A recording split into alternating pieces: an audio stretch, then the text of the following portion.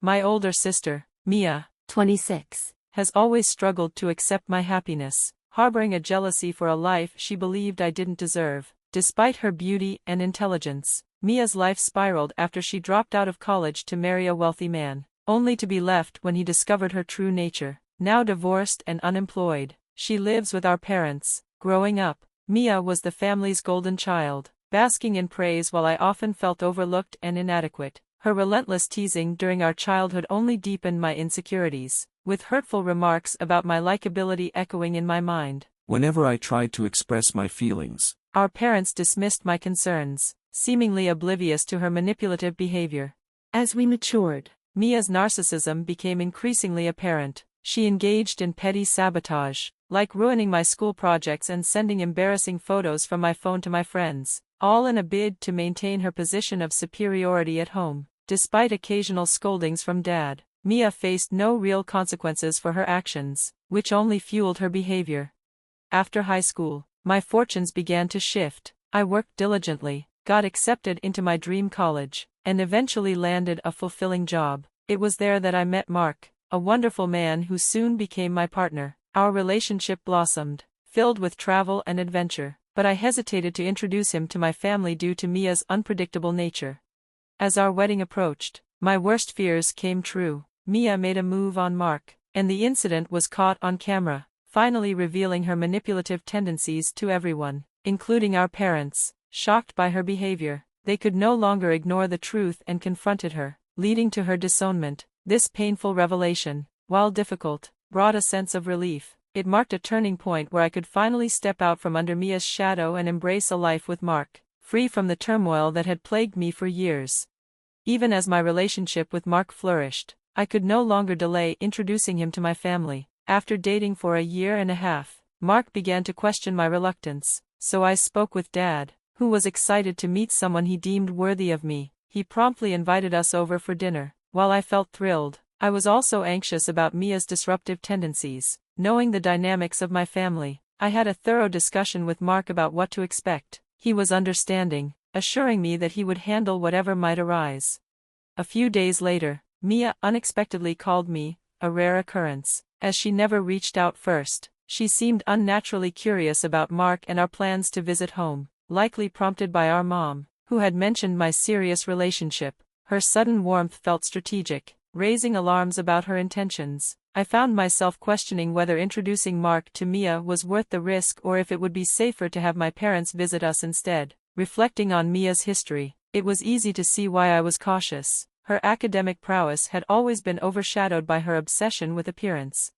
During her college years, she met William, a wealthy man, and quickly prioritized him over her studies. While I was preparing for my college entrance exams, Mia cruelly claimed I would never get into my dream school. Yet when I did, and our parents celebrated my achievement, Mia impulsively announced her engagement to William at my celebration party, stealing the spotlight. Despite William's obvious surprise, Mia flaunted the lavish gifts he gave her, taunting me by claiming I would never attract someone wealthy because of my looks. Her materialistic views clashed sharply with my values. I believed in independence, not relying on someone else's wealth. Shortly after, Mia and William had a grand wedding, primarily funded by him, with my dad covering some costs out of formality. Their marriage crumbled 5 years later when Mia revealed she didn't want children, a detail she had never shared with William.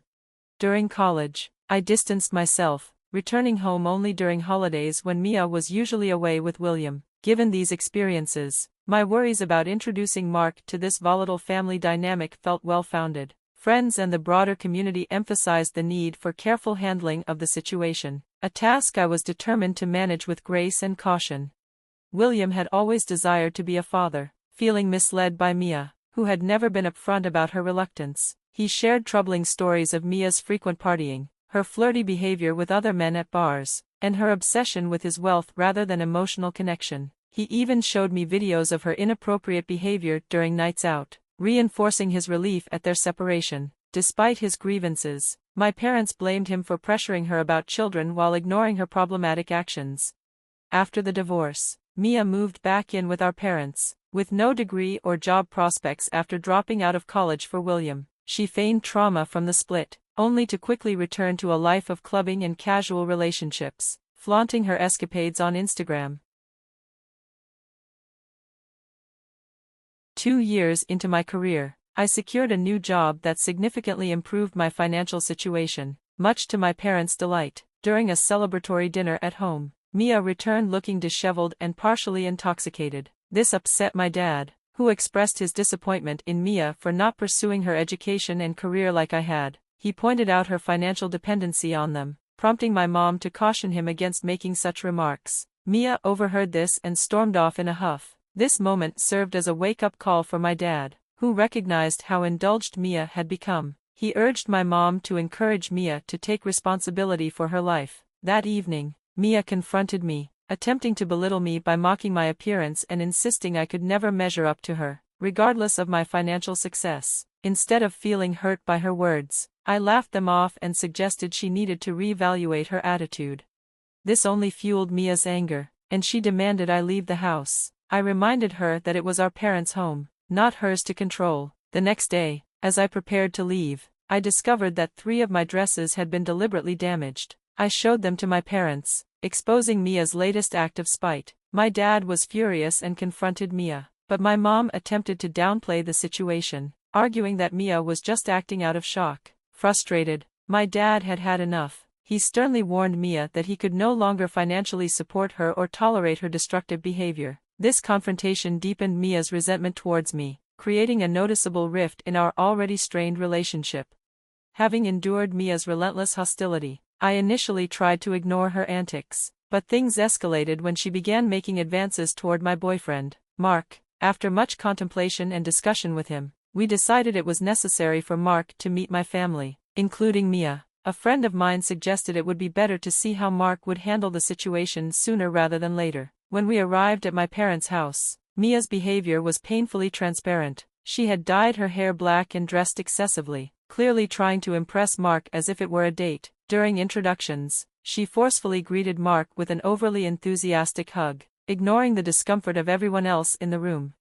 At dinner, she made every effort to insert herself into our conversation, claiming to share Mark's interests and exaggerating their compatibility, complete with suggestive winks. It was painfully obvious to everyone, including a visibly uncomfortable Mark, that she was trying far too hard. Later, when I took a moment to shower, she seized the opportunity to ask Mark for help finding her phone, a thinly veiled excuse to get his number. Mia even resorted to sharing her sob stories about her divorce, attempting to elicit sympathy from Mark, while our mother joined in to criticize William, Mia's ex. When Mark suggested we take a walk around the neighborhood, Mia quickly volunteered to join us, only to be awkwardly rebuffed as Mark clarified he wanted some alone time with me. Embarrassed, she retreated. Since that visit, I've been bracing myself for more of Mia's schemes to win over Mark, despite my fears. I trust him and am curious to see how he will handle her continued advances. Shortly after our visit, Mark proposed during a trip, and of course, I was ecstatic. Even after our engagement, Mia refused to back down. She started sending Mark a barrage of cat videos, a peculiar strategy given her known indifference to cats. To further this new facade, she even adopted a cat. At first, Mark shared her messages with me, showcasing her attempts to appear caring and involved. However, after a while, he stopped mentioning them, which I interpreted as his way of sparing me the ongoing annoyance. This subtle shift in his handling of Mia's tactics only reinforced my trust in his loyalty and understanding of the delicate family dynamics we navigated together. After Mia's unsuccessful attempts to woo Mark, it seemed she had finally moved on, and so had we. Life was busy with our demanding jobs, and honestly, we had far better things to focus on. However, a casual scroll through social media revealed that Mia had recently connected with Mark's account, actively liking and commenting on nearly every one of his posts, even digging through his archives from 7 to 8 years ago. Feeling uneasy, I impulsively checked Mark's phone and found that Mia had been sporadically texting him. Although he hadn't read her messages, her persistence was evident in the form of missed calls, including one at 4:10 a.m., which raised serious alarms for me. I confronted Mark about not informing me of her continued attempts to reach out. He appeared nervous but explained that he had been ignoring her to avoid drama, thinking it would be best not to worry me. Mark then shared that during one late-night call, Mia had reached out in distress, rambling about her traumatic experiences with William. He had answered out of concern, fearing something was wrong. When she started unloading her emotional baggage, Mark advised her to speak with her parents instead and emphasized that such late-night calls were inappropriate. He also mentioned that she should have discussed it with me first. Disturbed by his omission, I expressed my discomfort with him keeping this from me, fearing it might erode my trust. Although he reassured me that he was not swayed by her tactics, I couldn't help but recall countless stories where such situations had led to betrayal. I insisted that any future calls from Mia should be handed to me, hoping to catch her in the act myself. Eventually, that moment came. One night, he woke me up when her number flashed on the screen. I answered, but she hung up as soon as she realized it wasn't Mark. The next day, I called her multiple times to confront her, but she didn't answer. I then texted her from Mark's phone, sternly warning her against contacting him at odd hours and stating that any urgent matters should be directed to me, not him. After that, she ceased her communications with him, and I felt a sense of relief. However, the peace was short-lived. After Mark proposed and I shared our engagement news with my family, Mia resumed her old habits, bombarding Mark with messages and videos. I finally called her out on her behavior, releasing all my pent-up frustration. During the call, she barely responded, but the aftermath was immediate. My mother called, furious and accusing me of treating Mia harshly. She claimed my actions had caused Mia panic attacks and urged me to be more considerate towards her sister, who was supposedly struggling with depression following her divorce, an assertion that seemed contradictory given Mia's carefree demeanor post-divorce. Frustrated by my family's reluctance to acknowledge Mia's true nature, I told my dad that if they continued to ignore her manipulative behavior, I would have to distance myself for my own well-being. I was exhausted from being a pawn in Mia's games. Despite all the turmoil Mia had caused over the years, ranging from body shaming and bullying to her audacious attempts to seduce my fiancé, I never anticipated she would go to such lengths to disrupt my life. Especially as our wedding plans progressed, the situation reached a tipping point, but eventually, my mom called to apologize, shaken by witnessing Mia's distress. One of my cousins informed me that Mia had been lamenting my happy life to anyone who would listen, showcasing a mix of envy and regret that was hard to ignore. Her envy reached a boiling point as she spread rumors that I didn't deserve my success or my relationship with Mark, insisting that she, being the more attractive sister, was entitled to the best of everything. When I relayed her words to my mom, she paused and advised me to focus on my upcoming wedding and the joyful life awaiting me with Mark. Fortunately, Mia kept a low profile leading up to the wedding day, allowing us to prepare without her interference. However, on the morning of the wedding, an urgent call from Mark's best friend shattered the peace. He insisted I come to Mark's room immediately, along with my parents. My heart raced as we rushed over, fearing the worst. We found Mark semi-conscious and shaken. His groomsmen explained that Mia had tried to sabotage him. As Mark was getting dressed, Mia had shown up with a drink. Despite his refusal, she insisted, and he took a sip to avoid a scene, only to realize it was spiked. He managed to excuse himself to the restroom and alerted his friend. By the time his friend arrived, Mark was slipping into unconsciousness. His quick-thinking friend began recording as he entered the room and captured Mia inappropriately forcing herself on Mark, who was clearly incapacitated.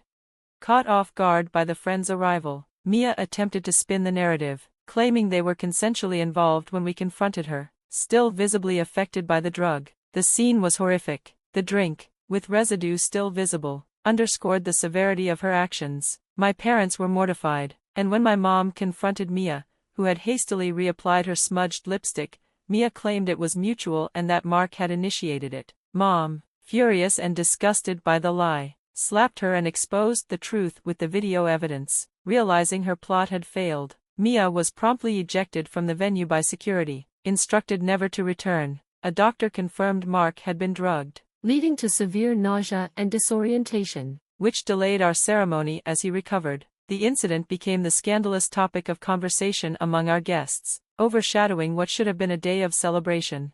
When the wedding finally proceeded, Mark amended his vows, affirming his commitment to protect our relationship from any external negativity. After our honeymoon, my parents visited, extending heartfelt apologies to both of us for Mia's behavior and assuring us that she would no longer be a part of our lives. Dad had finally taken the step to ask her to move out and live independently. The whole ordeal left a lasting imprint on me, shaking the foundations of what was supposed to be the happiest day of our lives. I was incredibly grateful for Mark's friend's quick action. Without it, I might have doubted Mark's loyalty amid Mia's deceitful scheme. This painful incident ultimately fortified our bond and our resolve to shield our union from any further malice.